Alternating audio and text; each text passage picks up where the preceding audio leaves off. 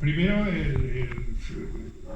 la retahíla, la querida retahíla de gratitudes, ¿no? Que no sé ni por dónde empezar. Porque, bueno, gracias a todos vosotros por estar aquí. Gracias a los que se han presentado al premio y no han ganado. Enhorabuena y gracias a los ganadores y gracias por venir y por estar aquí con nosotros, ¿no? Gracias naturalmente a los patrocinadores. Muchas gracias. Sin ellos esto no sería lo mismo, no podría ser, ¿no? Así que muy agradecido. Gracias naturalmente a los alumnos del instituto, sin los cuales este acto no se podría hacer. Ellos son los protagonistas, porque han trabajado además durante todo el año para que esto sea posible, ¿no? Gracias a los profesores, muy especialmente a los profesores, a los que han estado a pie de obra leyendo los relatos, con Ruiz Díaz a la cabeza. Diony ya lo dejó, y ahora Ruiz Díaz lo está haciendo extraordinariamente bien, y sobre todo el Departamento de Lengua y Literatura, pero a todos los que han participado, Sandra Fenol también, Pedro Piquero, no sé, Manolo, alcalde, buenos días, que se me ha olvidado saludarte, alcalde de La Colosera, José Manuel o Juan Manuel, bueno, Juan Manuel, no sé, gracias a Manuel Rico, gracias por estar aquí, Antonio, de la editora, en fin, gracias a todos. Creo que siempre tengo la impresión de que me olvido de alguien, pero bueno, si me olvido de alguien me disculpáis, ¿no? Bien, pues Eva, Samuel e Itzaso pues han escrito unos relatos muy bonitos y gratos de leer.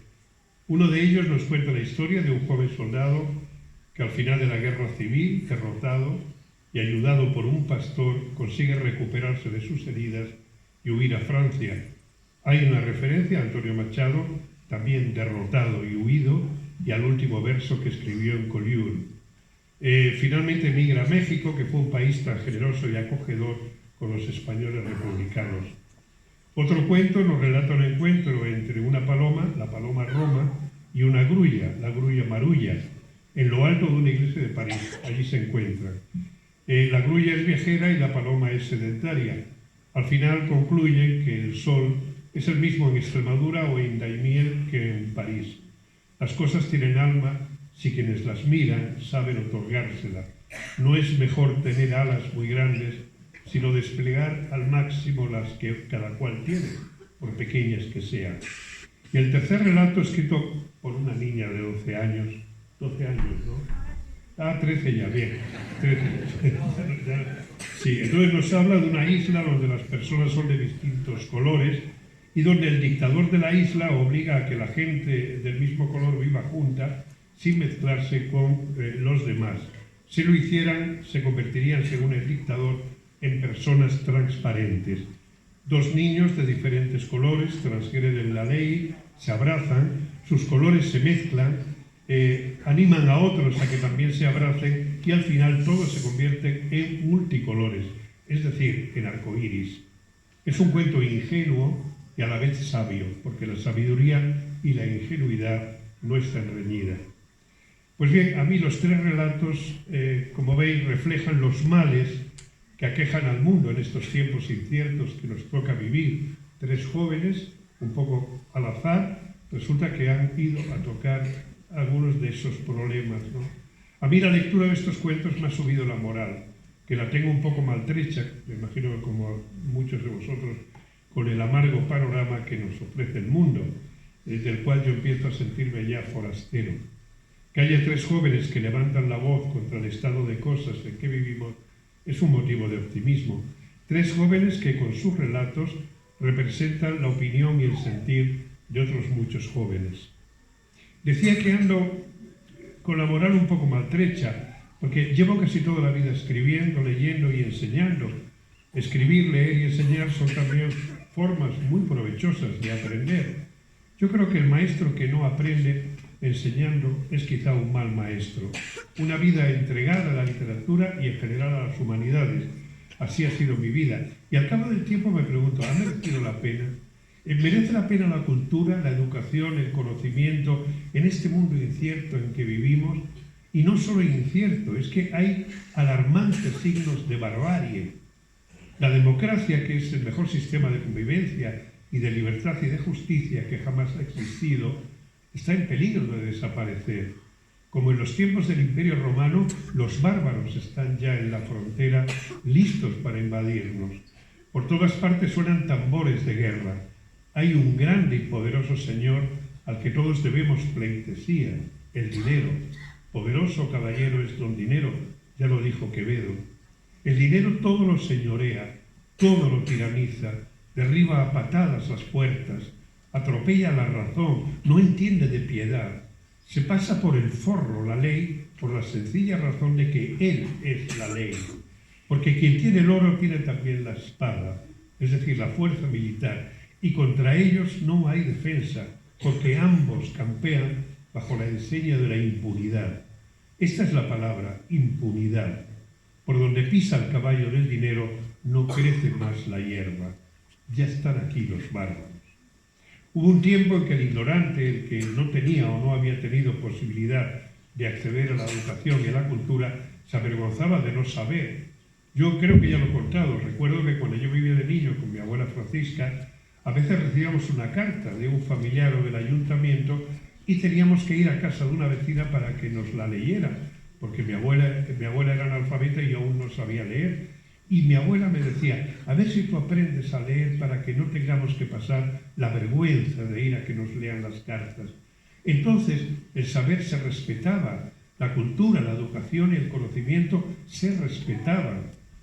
Muchos no pudieron estudiar por la razón que sea, quizá porque los tiempos eran otros, pero hicieron todo lo posible para que a sus hijos no les pasara lo mismo que a ellos. Pero ahora también son muchos los que desdeñan y hasta desprecian la educación y la cultura. Y no solo no se avergüenzan de su ignorancia, sino que se jactan de ella. Solo respetan 2 o 3 valores: el dinero, por supuesto, y con él el lujo, el éxito y la fama. Así que uno se pregunta, ¿merece la pena cultivar el espíritu, como se decía antes? ¿Merece la pena que Saso, Eva y Samuel, y muchos otros jóvenes como ellos escriban sus cuentos, den larga a sus más íntimas inquietudes? O sin ir más lejos, ¿merece la pena reparar un castillo que se cae a pedazos? No faltarán quienes digan que se caiga, total, ¿qué más da? No necesitamos castillos para vivir. Incluso se atreverán a decir que al igual que todos los bienes de consumo, también los castillos tienen su fecha de caducidad. ¿Merece la pena mantener vivo un proyecto educativo tan modesto, tan necesario y tan hermoso como es la Escuela Hogar, Nuestra Señora de los Dolores, donde se acoge y se educa a niños que por una u otra razón están en peligro de exclusión social y para los cuales la Escuela Hogar es su única oportunidad de redención? ¿Qué será de esos niños si se cierra la Escuela Hogar? La desidia y el desafecto por la cultura y por la educación son males endémicos de España. Y bien sabemos que los países que más invierten en educación y cultura son a la larga los más prósperos y los más democráticos. ¿Dejaremos que el castillo, uno de los más bellos de nuestro país, quede abandonado a su suerte? ¿Asistiremos sin rubor ni vergüenza a la liquidación de un proyecto educativo tan generoso y admirable como es la Escuela Hogar? ¿Permitiremos que la presidenta de la Junta de Extremadura no reciba a nuestro alcalde después de 2 años de pedir audiencia? No sé si ya he dicho aquí lo que voy a decir ahora, pero es que son tantos años hablando desde este estrado ante vosotros que me honráis con vuestra atención y vuestro cariño, y son tantos los años que uno va teniendo que ya no me acuerdo de lo que dije o dejé de decir. Pero no importa, si lo he dicho lo repito. ¿Para qué sirve un castillo? ¿Para qué sirve una obra de arte? Fuera de su valor de mercado, claro está, que como se sabe todo necio confunde valor y precio. ¿Para qué sirve un libro, una sinfonía? ¿Para qué la filosofía o la historia? ¿Para qué una escuela? ¿Para qué sirve la belleza y el conocimiento? Y en definitiva, ¿qué es la cultura y la civilización? Yo creo, por decirlo de un modo fácil y creo que contundente, que la cultura y la civilización es el legado que nos han ido dejando las generaciones que nos precedieron. Los que tenemos cierta edad, y también los más jóvenes, hemos conocido a hombres y a mujeres que apenas habían ido a la escuela y que sin embargo hablaban y contaban muy bien, y daba gusto escucharlos. Eran grandes oradores y grandes narradores. ¿Y cómo no iban a serlo si habían aprendido a hablar y a contar oyendo a sus mayores y estos a la vez a los suyos durante siglos? De modo que esa lengua y esa sabiduría narrativa venían rebotando desde los tiempos de Cervantes y de más atrás. Y cada generación las iba puliendo y ensanchando para legárselas a las que vinieran detrás. Pero no era solo la palabra y la sabiduría narrativa y la biblioteca que sin saber leer atesoraban en la memoria. Tenían también su filosofía, su artesanía, su sabiduría culinaria, sus conocimientos meteorológicos, botánicos y medicinales, y eran también arquitectos y escultores, y tenían su música y sus bailes, y otras muchas maravillas. Pues bien, eso es la cultura, eso es la civilización, la herencia que hemos recibido y a la que nosotros dejaremos a las generaciones venideras. Acabo de hablar, como ya sabéis, de la cultura popular y especialmente de la campesina, y a eso hay que añadir la cultura escrita, la alta cultura, si se quiere llamar así. Todo eso junto es el tesoro de sabiduría y de belleza que hemos recibido de nuestros mayores. Sin ir más lejos, nosotros recibimos en herencia al castillo, nuestro castillo, y nosotros debemos en conciencia legarlo a quienes nos sucedan, no solo a nuestros hijos y a nuestros nietos, sino también a los que vivan dentro de 50 o de 70 años o de un siglo. Son nuestros descendientes y es su herencia legítima. ¿Estaremos a la altura de las circunstancias o les dejaremos unas tristes ruinas? Esta es una cuestión moral. Si alguien dentro de mucho tiempo dice: mis antepasados arruinaron mi hacienda y me han dejado los despojos de lo que ellos recibieron, tendrán mucha razón, y el oprobio caerá sobre nosotros y, por supuesto, y ante todo, sobre los políticos que nos gobernaban. Y uno se pregunta, ¿tan ignorantes y tontos somos como para renunciar a ese enorme tesoro, el más valioso que uno se pueda imaginar? Pues sí, parece que así somos de tontos e ignorantes. No hay más que ver cómo el dinero y la codicia, unidos a la estupidez, están poniendo en peligro el futuro de nuestro planeta. Sí, es posible que acabemos destruyendo el planeta, nuestra patria común, si antes no los hemos destruido entre nosotros. ¿Creéis que exagero? Pues seguro que sí, pero a veces hay que exagerar, como hacen las caricaturas, como hace el enamorado con su amada, que convierte sus ojos en esmeraldas y sus dientes en perlas. Hay que exagerar para encontrarle el rastro a una verdad.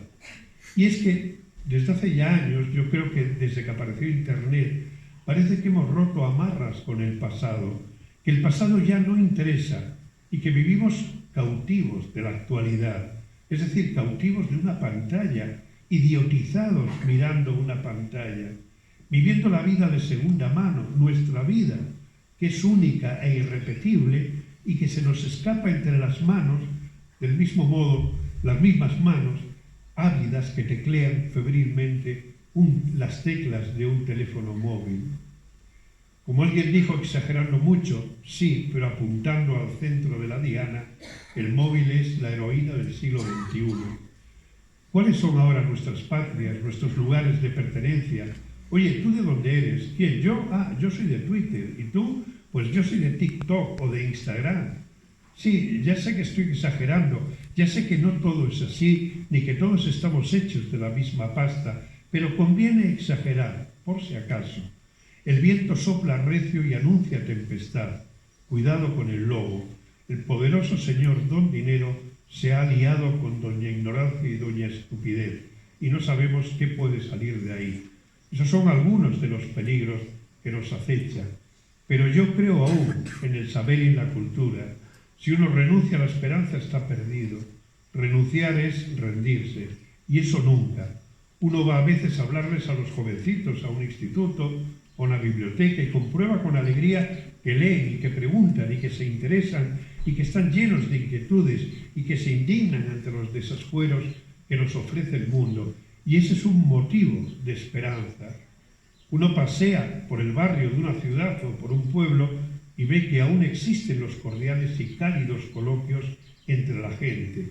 Uno observa que el odio que se percibe entre los políticos ofrecen el espectáculo lamentable de una rebatiña de perros por el hueso del poder. Ese odio no existe, o mucho menos, entre la gente que uno trata a diario. Pero si unos se dedican a cavar trincheras, otros prefieren tender puentes. Aquí en el pueblo hay, por ejemplo, movimiento para salvar el castillo y una plataforma para salvar la escuela hogar. El índice de lectura ha subido en España en el último año un 10%, y en la mayor franja de edad en la que ha subido ha sido entre los jóvenes. Y aquí tenemos en Sarso a Eva y a Samuel y a tantos otros jóvenes que han presentado sus relatos a este premio. Y ahí está también la buena voluntad y la ilusión y el generoso esfuerzo de los profesores del Instituto Castillo de Luna y de los alumnos que participan en este acto y de todos los que año tras año, y ya van 34 o por ahí, mantienen vivo este proyecto. Uno piensa que con gente así hay que mantener la esperanza y que por ese camino quizá consigamos dejarles una buena herencia a nuestros descendientes. Muchas gracias.